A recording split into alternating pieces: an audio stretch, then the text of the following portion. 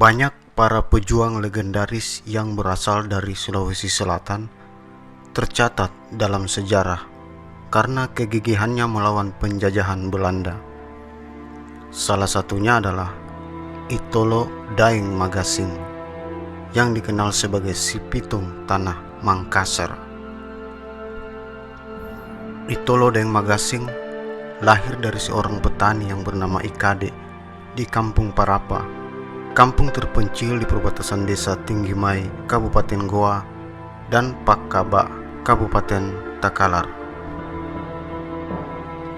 Sehari-hari Itolo bekerja di sawah dan mengembala kerbau membantu ayahnya.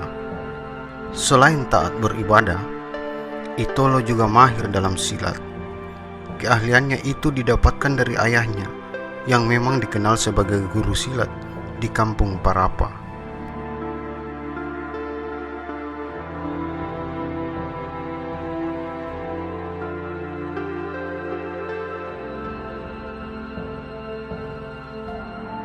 Itolo tak tega melihat rakyat kecil diintimidasi. Bahkan di depan matanya pasukan Belanda kerap membunuh warga dengan sadis. Itolo terketuk untuk melakukan perlawanan, menghentikan segala perilaku penjajah Belanda yang sangat keterlaluan. Tindakan kejam Belanda itu membuat Itolo bangkit melakukan perlawanan.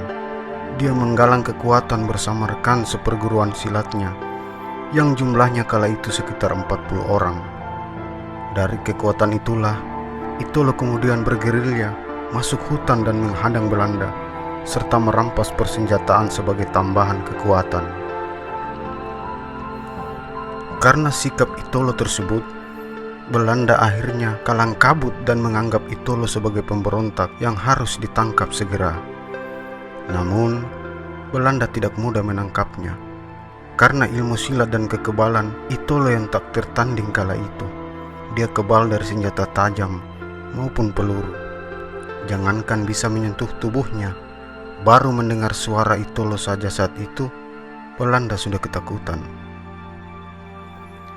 Besarnya dukungan rakyat membuat Itolo meluarkan strategi gerilyanya melawan penjajah Belanda hingga ke daerah Bajeng. Di sana ternyata Itolo bertemu dengan dua orang pejuang dari kerajaan Bajeng. Keduanya bernama Ibasareng dan Irajamang. Kekuatan Itolo pun bertambah dengan bergabungnya dua pejuang dari Bajeng tersebut. Ketiganya kala itu dikenal dengan sebutan Tiga Pendekar Pemberani.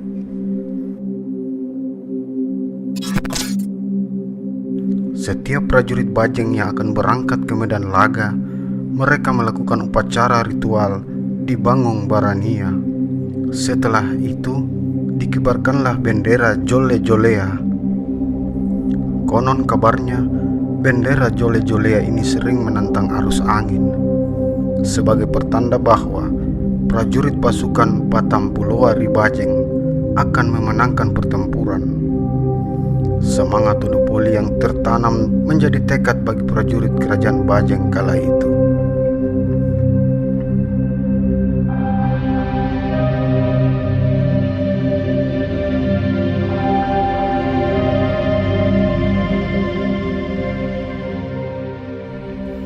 Sengitnya perlawanan yang dilakukan oleh Itolo kemudian membuat Gubernur Jenderal Belanda yang berkedudukan di Sulawesi saat itu menjadi marah dan naik pitam. Dikeluarkanlah perintah untuk menangkap Itolo beserta rekan-rekannya, hidup ataupun mati.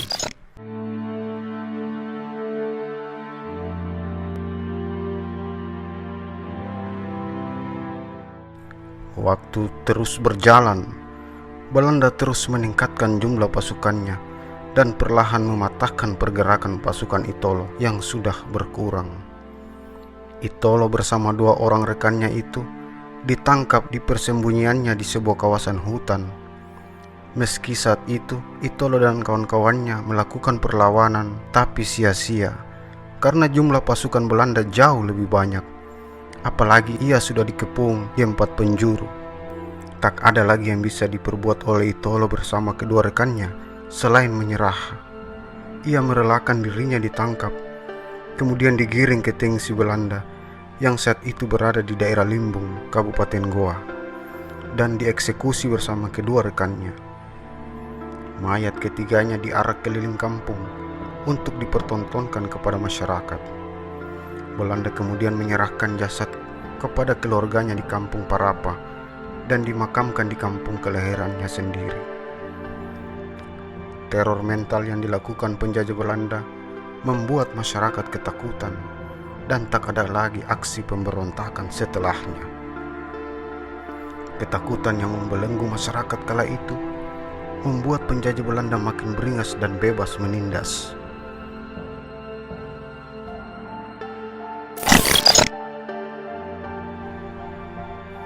Meski Itolo telah tiada, keberaniannya melakukan aksi melawan penjajah Belanda hingga saat ini terus hidup, bahkan melegenda.